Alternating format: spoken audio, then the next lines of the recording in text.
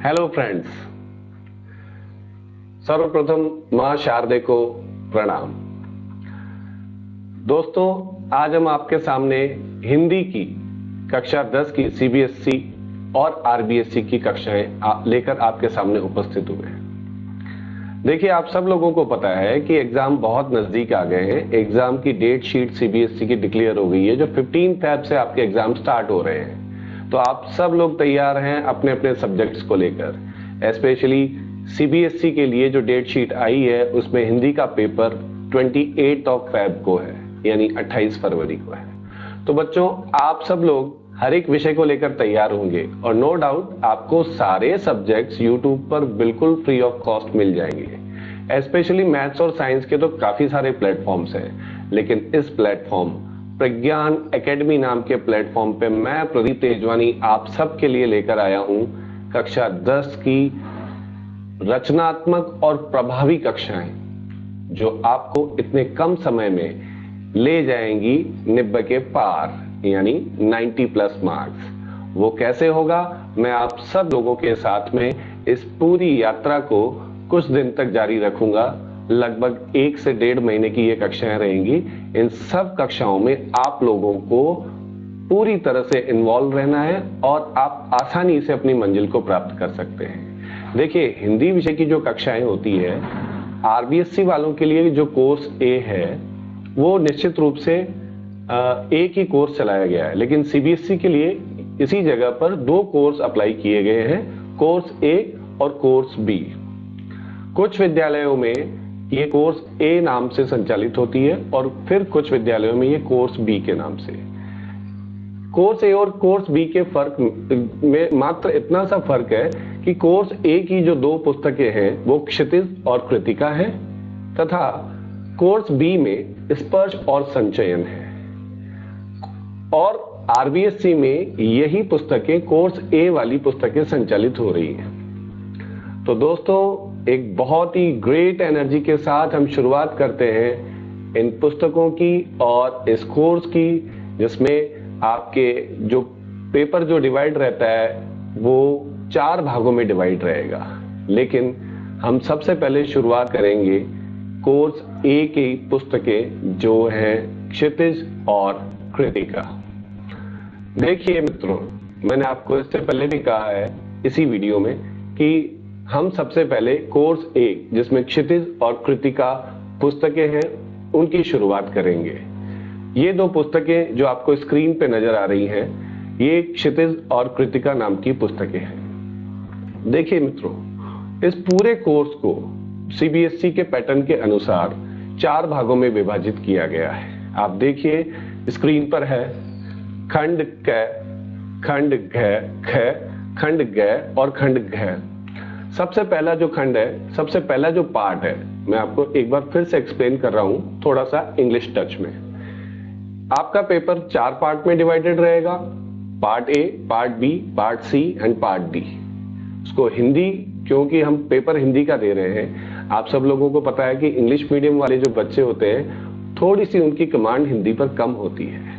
उसी को क्लियर करने के लिए काफी सारे प्लेटफॉर्म्स अवेलेबल हैं, उनमें मैं भी आप लोगों का सहयोग करूंगा और मेरी कक्षाएं, इस प्लेटफॉर्म की कक्षाएं, प्रज्ञान एकेडमी की कक्षाएं आपको दूर तक आसानी से ले जाएगी। जितना भी आपने साल भर पढ़ाई की है, मैं उसका कंक्लूजन लेकर आपके सामने उपस्थित हुआ हूं और आप सब लोग यदि इन कक्षाओं को ध्यान से देख लेंगे तो शायद आप 90 मार्क्स के आसपास आ जाएंगे।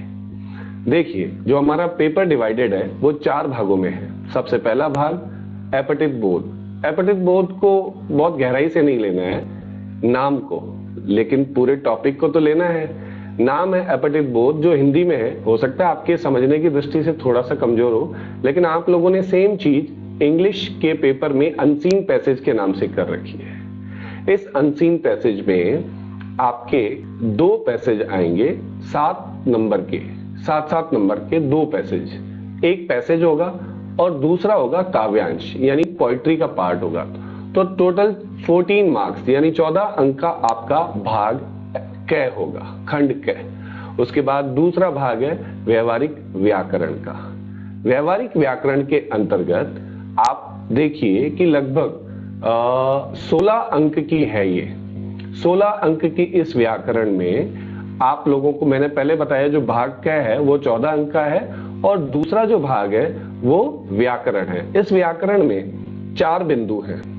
रचना के आधार पर वाक्य के भेद, वाच्य, पद परिचय और अलंकार। इन चारों बिंदुओं में से 5-5 प्रश्न आते हैं प्रत्येक बिंदु में से, और इन 5 भागों में से, इन 4 बिंदुओं में से जो 5-5 प्रश्न आते हैं उनमें से आपको कोई भी 4-4 प्रश्न करने हैं। यानी प्रत्येक बिंदु का, जैसे रचना के आधार पर वाक्य के भेद, इसके कुल 5 प्रश्न होंगे और इनमें से आपको 4 प्रश्न करने होंगे। तो कुल मिलाकर 20 प्रश्न होंगे, जिनमें से 16 प्रश्नों को आपको करना होगा। इसके बाद जो तीसरा भाग आता है वो है आपकी पुस्तकें, जो आपने साल भर विद्यालय में पढ़ी है। कोर्स ए के अंतर्गत मैंने आपको पहले भी बताया था कि 2 पुस्तकें हैं, क्षितिज भाग 2 और कृतिका भाग 2। क्षितिज भाग 2 ये वही वर्जन है जो 9th में क्षितिज भाग 1 के नाम से था, और कृतिका भाग 1 थी वही कक्षा 10 में क्षितिज भाग 2 और कृतिका भाग 2 है।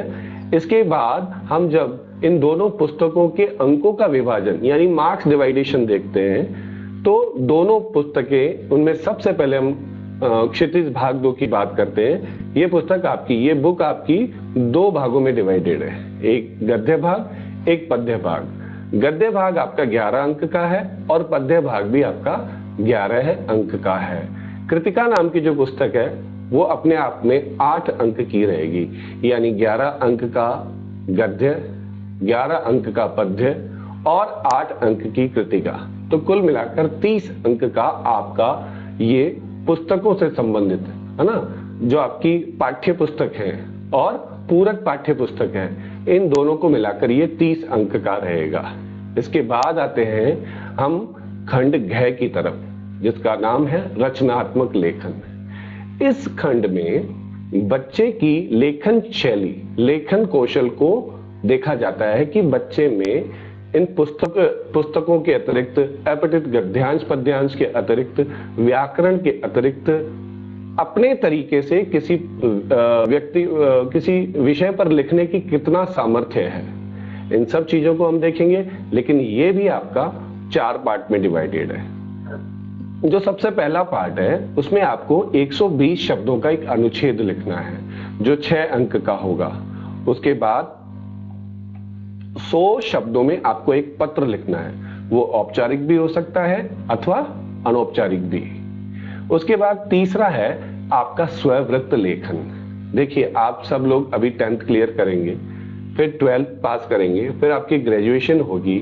इसी दौरान हो सकता है किसी प्राइवेट कंपनी में आपको जॉब मिले, तो वहां पर आवेदन करने के लिए वहां की कंपनी के या गवर्नमेंट के आवेदन पत्र के साथ आपको अपना बायोडेटा, करिकुलम विटाए लगाना पड़ता है। ठीक है, यानी आपको अपनी पर्सनल इंफॉर्मेशन, एकेडमिक इंफॉर्मेशन और एक्स्ट्रा करिकुलर एक्टिविटीज के बारे में उस कंपनी को या उस संस्था को आपको अपनी डिटेल देनी होती है।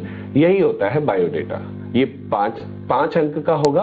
और उसके बाद अंतिम बिंदु है विज्ञापन लेखन, यानी एडवर्टाइजमेंट। ये 4 अंक का होगा। तो 6 अंक का अनुच्छेद, 5 अंक का पत्र, 5 अंक का आपका ईमेल या स्ववृत्त लेखन। स्ववृत्त लेखन के साथ अथवा में एक प्रश्न होगा जो ईमेल लेखन से संबंधित होगा। दोनों में से एक प्रश्न अटेम्प्ट करना है, वो 5 अंक का होगा। और उसके बाद एडवर्टाइजमेंट यानी विज्ञापन लेखन, वो 4 अंक का। तो कुल 20 अंक की। मैं एक बार फिर से रिपीट कर रहा हूं, खंड क, खंड ख, खंड ग और खंड घ। खंड क में अपठित बोध होगा, जो 7-7 नंबर के अपठित गद्यांश और अपठित पद्यांश होंगे, 14 अंक। और उसके बाद दूसरा व्याकरणिक बोध, तीसरा आपकी पाठ्य पुस्तकें और चौथा आपका रचनात्मक लेखन। इन 4 बिंदुओं को मिलाकर 80 अंक का पेपर होगा। और उसके अतिरिक्त 20 अंक जो आपके, वो सत्रांक होंगे, जो विद्यालय में आपके साल भर के क्रियाकलाप आपकी योग्यता के अनुसार सीबीएसई को या आरबीएसई को भेजे जाते हैं। आरबीएससी में ये डिवाइडेशन थोड़ा सा अलग है, इसके बारे में हम किसी और वीडियो के बाद में चर्चा करेंगे। सीबीएसई ने इस बार एक नोटिफिकेशन और जारी किया है कुछ महीने पहले, जिसमें कुछ पार्ट उन्होंने डिडक्ट किए हैं। उनमें मुझे जहां तक याद है, कृतिका के एही ठैया झुलनी हैरानी हो रामा और मैं क्यों लिखता हूं जो अज्ञेय का है, सच्चिदानंद हीरानंद वात्स्यायन अज्ञेय का है। इन दोनों पाठों को कृतिका में से और कुछ पाठ इन्होंने क्षितिज पुस्तक में से हटाए हैं। इनके बारे में एक वीडियो और बनाकर मैं आपको बता दूंगा और ये सफर जारी रहेगा, जिसमें हम सब लोग बहुत अच्छे तरीके से इसको प्रोसीड करेंगे। आपको मैं एक बार और जानकारी दे दूं कि हमारी जो क्षितिज पुस्तक है भाग 2, मैं उसके बारे में थोड़ी सी आपको डिटेल देना चाहूंगा कि हमारी जो पुस्तक है क्षितिज भाग 2 वो 2 खंडों में विभाजित है, काव्य खंड और पद्य खंड। काव्य खंड और गद्य खंड।